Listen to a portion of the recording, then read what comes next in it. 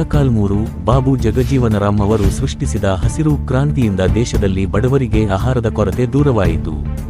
ಹಸಿರು ಕ್ರಾಂತಿಯ ಹರಿಕಾರ ಬಾಬೂಜಿ ಸಮಾಜದ ಕಟ್ಟಕಡೆಯ ವ್ಯಕ್ತಿಯ ಜೀವನಕ್ಕೂ ಆದ್ಯತೆ ಕೊಟ್ಟಿದ್ದರಿಂದ ಇಂದು ಸಮಾಜದಲ್ಲಿ ಆಹಾರ ಪದಾರ್ಥಗಳ ಕೊರತೆ ಇಲ್ಲ ಎಂದು ತಹಶೀಲ್ದಾರ್ ಟಿ ಜಗದೀಶ್ ಸ್ಮರಿಸಿದರು.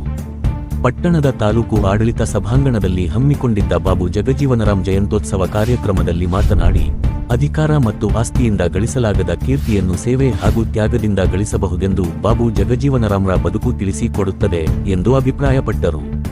ಪಟ್ಟಣ ಪಂಚಾಯಿತಿ ಮಾಜಿ ಅಧ್ಯಕ್ಷ ಜಿ ಪ್ರಕಾಶ್ ಮಾತನಾಡಿ, ಬಾಬೂಜಿ ಎಂದೇ ಹೆಸರಾಗಿದ್ದ ಬಾಬು ಜಗಜೀವನರಾಮ್ ನಿಸ್ವಾರ್ಥ ಸೇವೆ, ಸ್ವಾತಂತ್ರ್ಯ ಚಳವಳಿ ಮತ್ತು ಸಮರ್ಪಣಾ ಮನೋಭಾವದ ಹೋರಾಟದಿಂದ ಸಮಾಜಕ್ಕೆ ಆದರ್ಶಪ್ರಾಯ ವ್ಯಕ್ತಿಯಾಗಿದ್ದಾರೆ. ಅವರು 3 ದಶಕಗಳ ಕಾಲ ಕೇಂದ್ರ ಮಂತ್ರಿಮಂಡಲದ ಸದಸ್ಯರಾಗಿ ಅಪಾರ ಆಡಳಿತ ಅನುಭವ ಗಳಿಸಿದರು. ಸಾರಿಗೆ, ಆಹಾರ, ರೈಲ್ವೆ, ಕೃಷಿ ಮತ್ತು ಸಮುದಾಯ ಅಭಿವೃದ್ಧಿ, ಕಾರ್ಮಿಕ ಮತ್ತು ಉದ್ಯೋಗ ಪುನರ್ವಸತಿ ಕೆಲಸವನ್ನು ಮಾಡಿದ ಹಿರಿಮೆ ಅವರದು ಎಂದರು. ಈ ಸಂದರ್ಭದಲ್ಲಿ ಸಮಾಜ ಕಲ್ಯಾಣ ಇಲಾಖೆ ಅಧಿಕಾರಿ ನಾಸಿರ್ ಹಾಲೇಶ್, ಡಿಪಿಒ ನವೀನ್, ಬಿಇಒ ನಿರ್ಮಲಾದೇವಿ, ಅರಣ್ಯ ಇಲಾಖೆ ಬಾಬು ಲಕ್ಷ್ಮೀ ನಾರಾಯಣ್, ತೋಟಗಾರಿಕೆ ಇಲಾಖೆ ಸುಧಾಕರ್, ಕೃಷಿ ಇಲಾಖೆ ಪ್ರಕಾಶ್, ಪಶು ಇಲಾಖೆ ಅಧಿಕಾರಿ ರಂಗಪ್ಪ, ಮುಖಂಡರಾದ ಕರಿಬಸಪ್ಪ, ನಾಗಭೂಷಣ, ಚಂದ್ರು, ಜಿ ಶ್ರೀನಿವಾಸ್ ಮೂರ್ತಿ, ಕೋಟೆ ತಿಪ್ಪೇಸ್ವಾಮಿ, ನಾಗೇಂದ್ರ, ಅಬ್ದುಲ್ ರಶೀದ್, ಹೆರ್ಜೇನಹಳ್ಳಿ ನಾಗರಾಜ್, ಬಡೋಬ ನಾಯಕ, ರಾಯಪುರ್ ನಾಗೇಂದ್ರ ಮುಂತಾದವರಿದ್ದರು.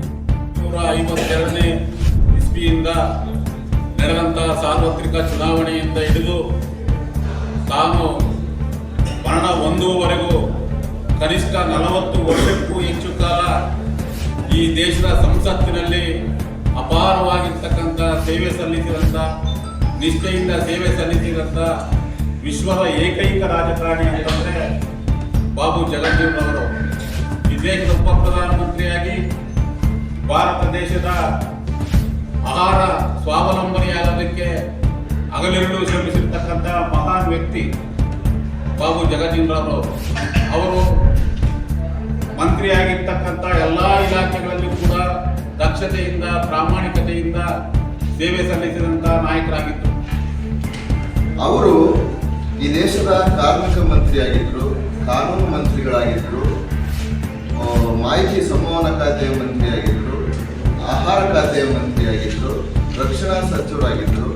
ಅನೇಕ ಜನಪರ ಯೋಜನೆಗಳನ್ನು ಮತ್ತು ಈ ದೇಶದ ಅಭಿವೃದ್ಧಿಗಾಗಿ ದಿಟ್ಟ ನಿರ್ಧಾರಗಳನ್ನು ಆಡಳಿತದ ವ್ಯವಸ್ಥೆಯಲ್ಲಿ ತೆಗೆದುಕೊಂಡು ಬಂದಿದ್ದರಿಂದ ಇವತ್ತು ನಾವು ಒಂದು ಸುಭದ್ರವಾದ ಭಾರತವನ್ನು ಕಟ್ಟೋದಕ್ಕೆ, ನಾವು ಅನುಭವಿಸುವಂಥ ಭಾರತ, ನಾವೆಲ್ಲರೂ ನೋಡುವಂಥ ಭಾರತ ಒಂದು ಭದ್ರ ಬುನಾದಿಯ ಮೇಲೆ ನಿಂತಿದೆ ಅಂದರೆ ಅಂಥ ಮಹನೀಯರ ದಿಟ್ಟ ನಿರ್ಧಾರಗಳಿಗೆ